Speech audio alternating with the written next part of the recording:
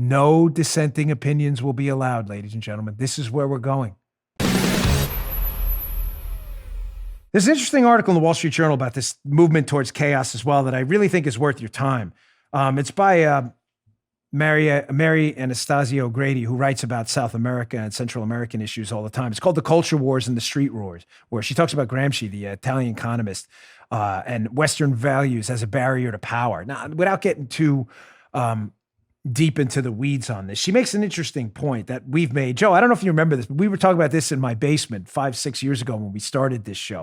Well, one of the shows we did, and it became kind of an evergreen topic on my show, is we get this question from liberals all the time.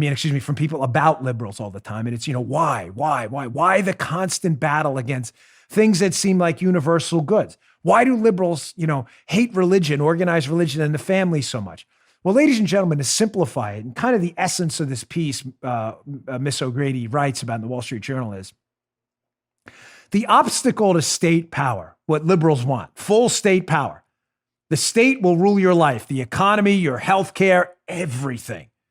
What are the obstacles to state power present in the United States that has not been present all around the world?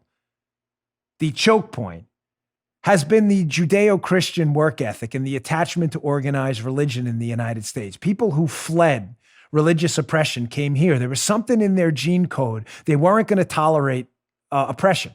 People from all over the world, by the way, came here to get away from what they felt was an overly broad foot of government on their necks, whether it was religion, their economic life, or whatever it was. There's some kind of freedom gene, people who leave to come here. That attachment to objective values and big R God-given rights and the family, the left can't have that. Because think about it, ladies and gentlemen, if the state is to hold all of the discretionary power, you have the ability to take your business, take your life, take your healthcare system, take your kids' education, and to indoctrinate you, then to do that, they have to treat people unfairly. In other words, if I'm going to engage in a war on the rich, people who earn money in a free society and did nothing wrong and broke no laws in the process, I have to treat them differently than I have to treat others, right? I have to steal their money. Right. I can't steal their money if you have a set of people who believe in Judeo-Christian values that are taught stealing is wrong. You can't take people's stuff if they did nothing wrong. You can incentivize them to be charitable. You can enact government regulations that prevent theft and unethical behavior. But if people work hard and earn money and become wealthy you can't steal from them. The same thing with things like abortion. If you believe in the Bible and Judeo-Christian values, and I knew you in the womb, that's an immutable right to life. There is no pro-abortion position you'll support. The left knows this. They have to detach people from religion and family and God because that is an objective North Star that doesn't change. And to have state power, remove all of that, and to be the ultimate force in people's life, not religion and not family, that's competition for them. You can't have big R God-given rights. Stealing's wrong. Well, there's always an exception for them. Not if we steal from rich people. Well, people have a right to life. Only 3 weeks after they're born. The womb, no, that's not a human being. That's a clump of cells and stuff or whatever. You can't have a right to self-defense. You can't have any of that. God gets in the way. Well, from the piece, she talks about how, they understood this. And she's talking about the organized blitz, quote, on the property of innocent people. It's appalling. She talks about the example in Chile, where they had this problem where the organizers understood the middle class was going to get in the way because they had a lot to lose. She said Chileans in the same situation with this rioting and aggression, civil unrest, remained remarkably passive. Undoubtedly, the national indoctrination, as Gramsci advised, is well underway.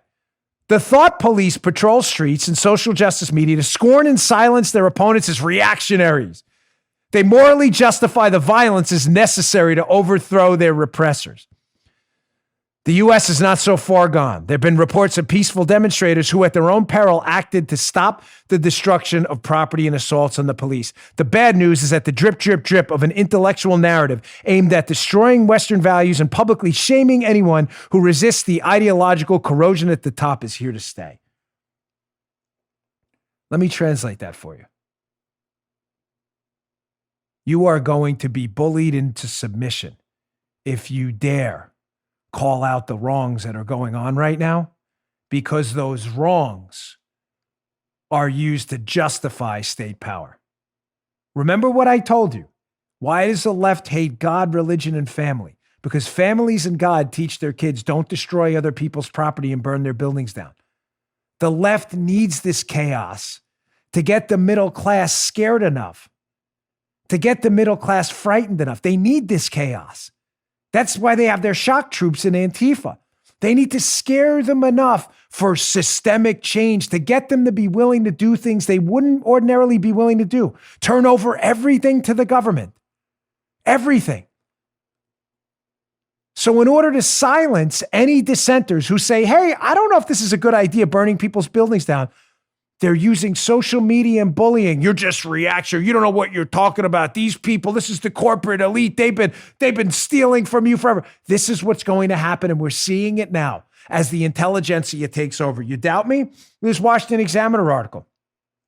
The New York Times, which still shockingly pretends to be a newspaper, actually fired, and one of them resigned, basically the entire leadership of their opinion page for running an op-ed piece by a U.S. Senator, Tom Cotton, about bringing order to the streets, potentially using the U.S. military if things were to get bad. Caitlin, what's her name? I'm sorry, I can't say the last name. New York Times opinion editor resigns after controversy over Tom Cotton piece. The story will be in the show notes today. Bongino.com/newsletter if you want to subscribe to the show notes. The New York Times, which the opinions, published an opinion by a prominent United States senator, not some backbencher, Tom Cotton from Arkansas, who merely suggested that the military was a tool if, God forbid, the civil unrest was to get worse. They pulled the op-ed and basically terminated the staff, and the other ones resigned. The left is bullying you into calling up, down, black, white, left, right, telling you 2 + 2 = 5. It's Orwellian. Remember what Dinesh said in the interview? The chapter in Orwell's book where it wasn't good enough to get people to believe 2 + 2 = 5, but they wanted them to believe it too.